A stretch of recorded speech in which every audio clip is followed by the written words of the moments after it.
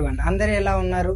అసలు మనం ఈ గత కొన్ని రోజులుగా చూసుకుంటే అసలు బ్యాక్ పెయిన్ అనే మాట వినగానే ఎక్స్రే లేదా ఎంఆర్ఐ అనే మాటను మనం తరచుగా వింటూ ఉన్నాం. అండ్ ఈ ఎక్స్రే అండ్ ఎంఆర్ఐ అనేది చాలా డబ్బుతో కూడుకున్న విషయం.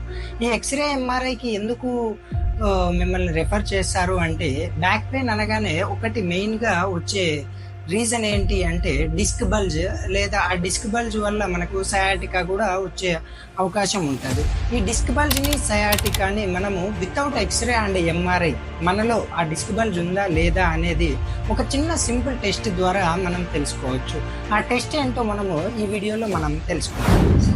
ఆ టెస్ట్నే మనము స్లమ్ టెస్ట్ అని పిలుస్తాం. ఆ టెస్ట్ ఎలా చేయాలి అంటే, జస్ట్ ఇప్పుడు నేను ఎలా కూర్చున్నానో అలా మీరు లేదా ఆ సింటమ్ ఉన్న వాళ్ళని ఇలా కూర్చోమని చెప్పి జస్ట్ మీ హెడ్ని డౌన్ చేసి బాడీని కొంచెం ముందుకి బెండ్ చేసి అండ్ ఈ ఏ సైడ్ అయితే మీకు పెయిన్ ఉందో ఆ లెగ్ని స్ట్రైట్గా లిఫ్ట్ చేసి అక్కడ ఉన్న ఆ యాంకిల్ జాయింట్ని వెనక్కి కనండి, అంటే డార్సిఫ్లెక్షన్ పొజిషన్లో కనండి.